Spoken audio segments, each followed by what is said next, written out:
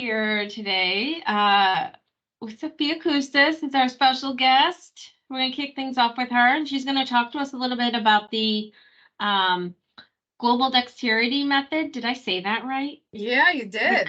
Okay, so the training that she went through, and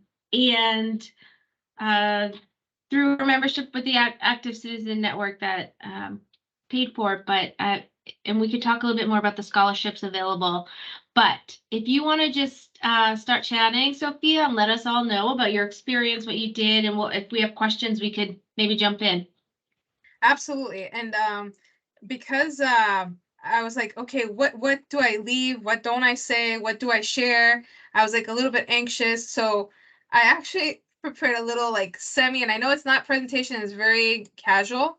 And I have my crepe waiting right behind me, but that's okay. It can just kind of hang out there and wait for me.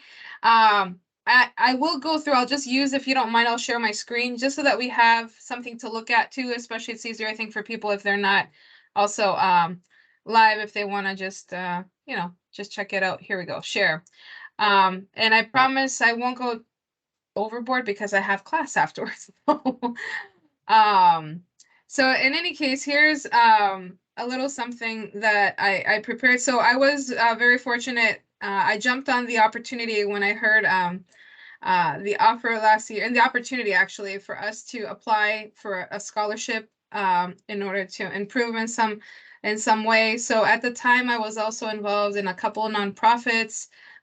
Global Dexterity and Cultural Intelligence had like truly come into my everyday also working situations because I was involved in faculty-led programs, starting to teach in the MBA program. So I decided that I wanted to learn a little bit more because I was curious about it, and I was trying to figure out because I had already gotten the book, and it's a pretty cool book. And I was like, okay, I'm learning about this stuff, and there was an opportunity to get a certification, and I said, why not kind of challenge myself a little bit more to go beyond, to start thinking about it more and incorporating it more in my work. So definitely, I wanted to have my own personal cultural intelligence. I wanted to incorporate it in different courses. It would give me the opportunity. Also, I was involved with one of my classes in a global business challenge. So, and team coaching with students abroad. So it all kind of came around to why not? This will be helpful in order for me also to kind of be able to facilitate or help out others when dealing with similar type of situations of dealing with a lot of different cultures, and just trying to adapt basically and figure out how do we have a common communication code. So just to kind of let people know what Global Dexterity is, it's a concept that Andy Molinsky, who was a professor at Brandeis University, very close by, he's worked on. He's a psychologist, if I'm not mistaken, sociologist. And basically, global dexterity is the capacity to adapt your behavior when necessary in a foreign cultural environment to accommodate new and different expectations that vary from those of your native cultural setting. So back in the days, I think when intercultural communication had become the big thing, it was all about, okay, well, let's read of what we should and shouldn't do, right, in a different culture, in front of people of a different culture. Whereas I like this approach because I felt more genuine in the sense of we don't know everything. I don't know everything, right, about other cultures. If you talk to me about Greek culture, I can tell you about that, but I won't be able to tell you about some other culture. So how can we genuinely learn about other cultures too, and obviously, be respectful with each other. So what Molinsky basically in Global Dexterity kind of outlines is that there are 6 different cultural dimensions, which make up basically our cultural code, and that has to do with how direct we are, how enthusiastic we may be in our conversations, how formal, how assertive, if we self-promote ourselves, and if we basically share a lot of personal details or not. Now, in some cultures, these might be a different parts of the they could be low or high. So here's an example that was shared and very common between India and USA. For example, here in the US, we tend to be more direct, more enthusiastic, but in India, they tend to be very formal. And again, in the US, we tend to be more assertive, self-promote ourselves more, and disclose more personal information than somebody from India. This was important and very good, because also in the book, what I loved, and that's how I wanted to learn more, was the fact that everything that he was stating were based on real life scenarios and stories of managers or people, working in a different country or working and interacting with people. And basically some of the, I guess, thoughts that sometimes come to our minds, not because we want to think in a bad way, but for example, are they,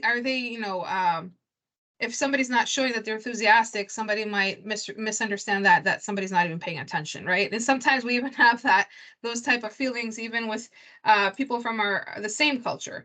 So digging in a little bit deeper, in Global Dexterity, it's not just a matter of generalizing or saying that people from India are like this or people from the US are like that. It's also understanding that these cultural codes have to do with more work that happens and more things that happen to us, starting obviously that we have the country norms, then we have the regional norms. And then when interacting with somebody in an organizational setting or a company, that they also have their company norms that they have to deal with, and then they have their individual. So when we're thinking and interacting with others, trying to understand that it goes way deeper, right? It's not just what we may know because of the experience that we've had, but also that these cultural codes and how people are function might be a little bit more intense because of all these different levels of norms that and differences that we may have. So one of the cool things is to kind of think, one of the advice is to think kind of like a little bit like a cultural detective, as he as he suggested, to learn more about the country and asking questions and feeling comfortable of engaging in a conversation to learn more about the region or more about the organization. And again, this is something that's transferable as skills and knowledge for me. Even I don't have to go to another country to use all this. So even if I'm working with somebody, with a community partner, I can start thinking about all these levels of that cultural code, because we all have different stories. So I just think that thought process and breaking it down was extremely helpful. When we're talking about culture, and I'll try to actually just sum it up a little bit, just to have some time for any questions. But some other things, another thing that's very important, is for us to be able to adapt our behavior and feel genuine and feel comfortable with doing that, rather than us feeling that we have to force ourselves into a certain behavior because that's what we think we have to do. So another strategy was the cultural detective one, was one to kind of basically be curious and ask questions. Some of the other strategies is just basically either finding a cultural mentor, somebody else, asking questions, and definitely having ourselves be open-minded to research and learn beyond just doing a quick, search on the internet. And this is, learning to be more culturally conscientious and be able to shift our behavior across cultures without feeling like we're losing ourselves in the process, happens only after practice. It's not just a matter of reading a book, doing a certification or whatever. It's a matter of us trying to build that into our day-to-day interactions that we have with others. And I think the most important things that I took away from this are these three questions of: do I feel authentic performing this behavior? Can I perform this behavior successfully? And do I want to adapt my cultural behavior? So those, I thought, that were very important questions that I kind of keep in mind all the time. So that is what I have for you. I'll stop sharing in case there's some questions. Sorry that I went phew. But I did I think it was exactly 10 minutes. So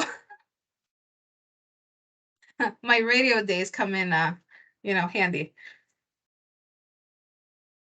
Sophia, how have you felt this is enhanced, you as a teacher and as a nonprofit leader? I've been able to incorporate it more and understand it better. So it's beyond, like I said, great. This is how I had started. Before I came and submitted and had asked, I had already read the book. But being able to be in that in the sessions, because the trainings were remote, they were online, but we were basically in the room. They were very small cohorts too. I think it was 5 of us. One was a Japanese that worked in the Emirates. The other one was a professor consultant that was working in Austria. The other one was a woman from, so we're like from all over the place. And the great thing was that, you know, the book has its own stories because Molinsky has done his own research, but then also having our own conversations and kind of being able to break down certain things was very, very helpful, because it gave me also some insight of what would I do if I was in that situation, or what could I have done differently in a situation that I was. So I feel that that has helped me also use that type of mindset when I am in situations like that. So when I do walk into my classroom and I have the majority are international students, right? And I have 2 domestic students. Not saying that I have to behave in a, but also kind of trying to get them to understand that they also have to adapt, right? So we all have to adapt to each other. And also trying to hold myself not to, and I want to say generalize, like they might say that, yeah, you know, people from that country are always 15 minutes late. Well, is that the case?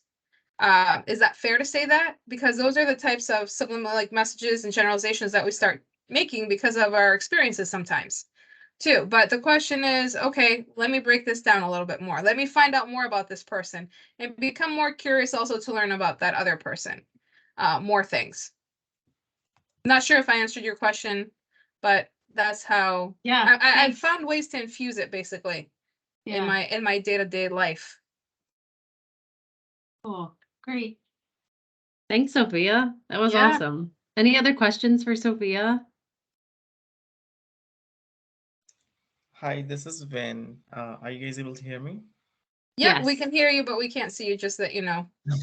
Yes. Sorry, I'm not No worries. ready to be on the camera today. Working from home has its perks. So it's really interesting that you have voiced your take on Indian, and that's like exactly the opposite take like when I came to United States, because when you mentioned some of the points like how so that's like very interesting. So I was like thinking like, so, and these are like pointers from a book or from a study? Yep, they're from a study. Wow. Well, these are just like Hofstede's. Are you familiar with Hofstede's? Yes. Okay, so based on research, just like Hofstede, there are different dimensions that are used where you have high, mid, and lows, right? So it doesn't mean that that is the rule. It just means that it's something that you need to be aware of. So like right now that this has helped me, and I'm just gonna go back and just try to reflect on my own. So I understand now when I go into my, you know, MBA classes where I do have the majority are Indian students right now that I have, they are formal because they're used to that. Oh, when you say formal or like, okay, got it. Yes, Okay. they are formal. I mean, they stood up when I walked in. Nobody has ever done that. Right. It totally made me feel, it made me so feel when you say precious for the first time in my right. 48 years, but you know, but do you understand what I'm Like when saying? they met you Like when I walk in the room. Yes. every time? Well, they did it a couple of times, and then I said, "Don't worry about it." I'm like, it really makes me feel good, but because it's something that I haven't experienced before, and it does make me feel special. I'm not going to lie. I would. I'm so sorry. I'm like, I wouldn't put that as a formal. Actually, it was more. I don't know. Like that is more of as a code, which we follow in like all through our schooling and college. Like but if you meet a person, like so, I think so. We are talking in terms of like academic setting. So yes, probably yes, I would put that as a formal. But like, okay, I understand the form what we are talking about here. Yes. So those are like, obviously I didn't go into detail then to explain like what each of the each like cultural norm and dimension, but for example, perhaps in in a setting and in a group, and again, this is not to generalize, please, so please Yeah. don't take it, I keep saying it. No. I just Perhaps- wanted to understand. yeah. No, perhaps a U.S., like a U.S. citizen, like an American, would be more up to like sharing some of their personal, Right. life stories, whereas it might not be as common, in the Indian culture. I also know it, like being a Greek, right? 100% Greek.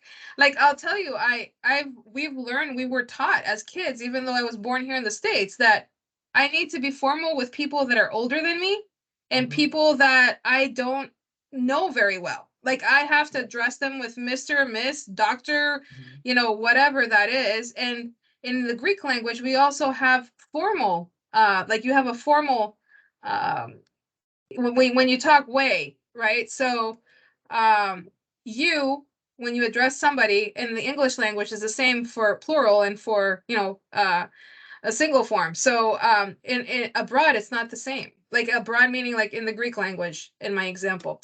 So in any case, those were interesting things, and also for me to see how different, even like personally, right? The levels of like country, because I'm, born in the States, raised by two Greeks, have worked and lived in both Europe and the States, and how things are different, and for me to understand certain things and not always go first to be like, oh, people are disrespecting me. There's more to it, right? Yes, So absolutely. Thanks for the context. That really helped me like to yes, understand the conversation. thank you for asking too. And Yeah. please, and I'm glad that you did, because if you hadn't, it's that curious, right? What I was talking about earlier, you could have walked away saying that, oh, this is the perception. Yes. So I really, really appreciate you, like, opening your mic up and asking the question. Yeah. Awesome. Thanks, everyone. I appreciate your insight, Sophia. That was fantastic. And I know you have to go to class. So Yes. that was great. Thank you.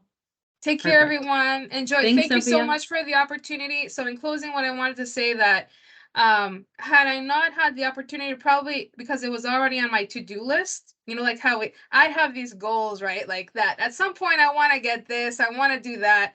So I was very fortunate because I submitted my proposal of why I wanted to do it, and I'm really glad that I did, because it opened up, my mind to other things and other outlooks and other perspectives. So, and the great thing is that I became a trainer too because of that, and I'm a part of a community that we can actually train in global dexterity. So Yeah, thank you. that's great. Thanks, Sophia. My coworker always says, "Be curious, not judgmental," right? And I'm like, "Yep, that's the way."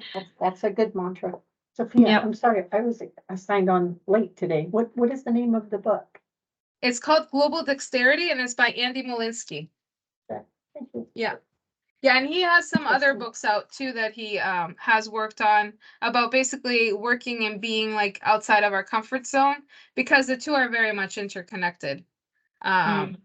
Comfort zone and what you feel comfortable doing, and doing it authentically rather than just doing it because you've read somewhere that you need to act in a specific way. So thank you. Thank you. I'm sorry I have to leave, but in 5 minutes I have to be upstairs for class. So Okay. take care, everyone. Enjoy. Bye, Bye. Sophia. Bye. Awesome.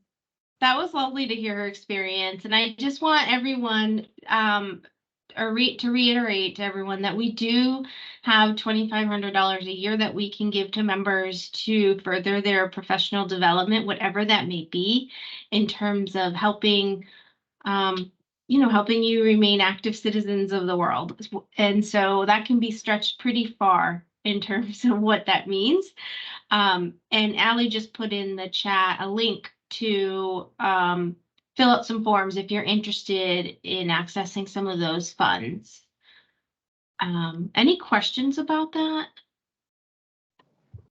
Hey, Kelley. Hi. Hi. Hi, everybody.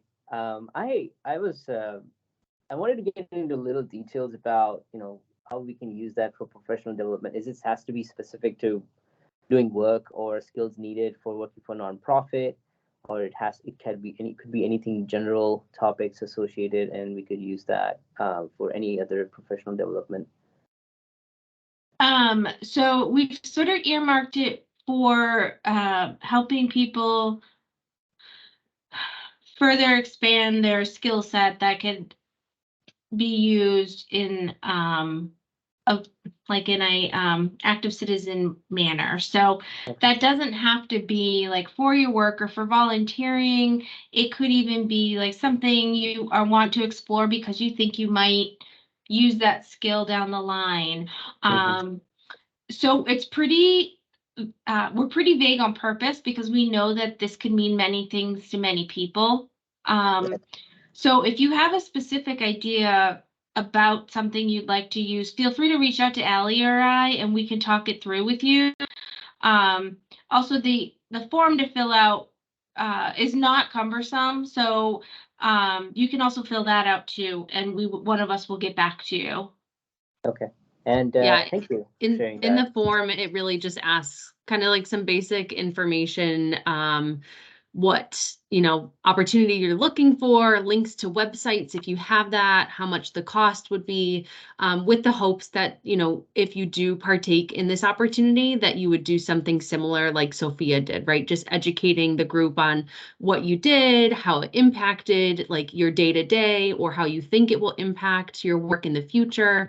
Because right, like that's what we want to be able to offer to you all, is this opportunity to grow and learn and be curious. And right, for some folks, it's going to be very concrete of like, I want to learn more about fundraising. I want to learn more about development, or I don't know, recruiting, whatever the case may be. Or it could just be something that's kind of maybe I want to dive into this in a few years, or this is something I'm really curious about, but have never had time to look into it. If it's a book, right? Like it doesn't have to be necessarily a course or a workshop.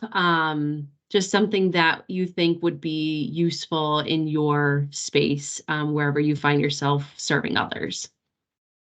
Excellent. Thank you. So as you mentioned, it could be a book as well. Like if you could purchase that or have it funded for it. Okay, excellent. Thank you.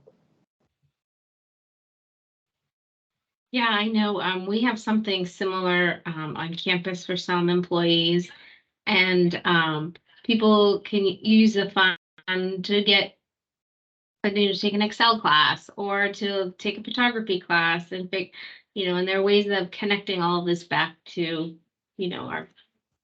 our work. So, yeah, just reach out if you have questions.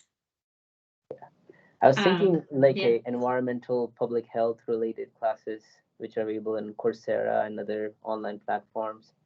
To take one of those, maybe it needs a book for me to read or do a quiz, because usually these courses are free, but then if you want to really excel it, you have to buy their quiz package and so actually get the certification, all that, and that certification actually gets recognized at the level. Okay, great. Yeah. I think Mind Edge is another one too. I'm going to put that in the chat. I think I included that in the email. I think folks were looking at that for some options too, kind of like a Coursera variety of different opportunities. But even at the local level, like if you're looking at that stuff too, like Chamber of Commerce's sometimes have opportunities, or, New Hampshire, my gosh, what's the New Hampshire one? Obviously that's very specific, but it's like Volunteer New Hampshire. Center for Nonprofits. Yeah, right. So there are different spaces in your home state that may, and even your town and city that may have opportunities too. Sorry, Ben, were you going to say something? Yes, I'm so sorry. I wanted to know, like, I filled out the form already. So what is the turnaround time for a response that I could expect on it? That's a great question. When did you fill it out? The day I received it. I was too excited. I mean, I looked at all the options that are available, and there's like very good courses on there. Well, we'll take a look at it. I was just telling Alli that you don't need to know all this, but the platform we use has not been functioning on my computer, and so one of us will be in touch soon. All right, perfect. Usually we get notified when it gets posted or like when somebody submits. So we'll definitely take a look at it and get back to you soon. Yeah. Thank you so much. Yeah, of course. Glad you submitted. That's awesome. Sort of shifting gears a little bit. I wanted to sort of, remind everyone about our March meeting is going to be led by one of our guests and also members, Danielle Dalton. And she is going to be giving a, I don't know, what do we want, a presentation on highlighting volunteerism. So using our experiences to promote ourselves, using it in our resumes, interviews, etc. So speaking of professional development, this is a really interesting presentation because I think one thing we often hear about is how to talk about these experiences in a way that sort of boosts us and our skill set. So she's going to do that. More information, or the invite will be coming soon. And then before we wrap things up, Alli and I, as you all know, we're trying to do something a little different this time and do this lunch and learn versus an evening meeting, because we know everyone is screened out, burnt out, and the last thing you want to do when you get home is log onto a meeting. At least that's me. I don't know, probably you all too. So I guess we're curious of what you think about this type of get together, or if you have any other ideas about ways to connect that we might not be thinking of. This sounds like a perfect timing. Like Tuesdays afternoons works for me really well. So if we're continuing to have these kind of meetings on Tuesdays afternoons, like that works perfectly. Yeah, I like the afternoon meeting because after work, I a lot of times have places to go. Right. And so that's why I told you, Alli, I'm like, well, Thursdays are kind of out because I had, somewhere I had to be. So this is great. The lunch meeting's a great idea. What's that? The lunch meeting ideas Okay. are really good. Yeah, most of the time it works out. We have that 12 to 1 kind of blocked in most of the office environments when you're working. So it definitely is a great place to like connect back to school, to ACN and all you folks and talk about these issues and topics. Another idea I had in my mind was that I know a lot of us go and volunteer at different nonprofits, right? There are different organizations, different types of nonprofits, right? So maybe we could share what we do at these nonprofits and tell people about it and see if they would be interested in doing that in their own community or in their towns or counties. Great idea. Thank you. Kind of like a speed dating, like info share type thing, maybe. Speed Love volunteering. it. Yeah. Speed volunteering, yes. Cool. Does the quarterly setup work, or people like to meet less or more? Quarterly is good. Yeah, I think quarterly is great because, any less and we might lose touch with what's going on. So. Yeah, quarterly and a few more surprise guests, workshops or just these meetings are fine. Yeah. Well, if you all think of any guests you would like or topics you would like, please let us know and we'll work our magic behind the scenes and bring that to the group. Perfect. And could we bring our own guests over here to discuss about this, or does it have to be from SNHU? Oh, no, does not have to be from SNHU. Okay. No. Yeah, like one time we had Becca Harris and Kelley, your friend, talk about grant writing. And so she was obviously external, but had a lot of knowledge and experience that was great to share with the group. And so if there is somebody that you think in your sphere would have, has a really strong topic or is an expert in some space that you think the group would benefit from, reach out to us with their information, what they do, what potentially they could talk about. And then Kelley and I will review and then, do another quick, definitely our March meeting is not a quarterly meeting. It's more of like a surprise meeting option that if you can make it, it's fantastic. So definitely throwing in some of those too as folks come to our plate. Oh, I missed the grant tray. I would love to sit in that discussion. So was that recorded? Grant writing one? I think so. I will double check. And if so, where would we be able to see? Because I wanted to listen to that one too. Yeah, for sure. I'll double check and follow up with everyone. I am 98% sure that we recorded it. Just gotta find it. It's in there somewhere in the ether. Yeah. Story And of if my it's, life. if it's So a where is topic it? of interest, we could always do another grant session too, with experts from the field. So Oh, that would be perfect. yeah, we can do that. All right. Alli, you have anything else?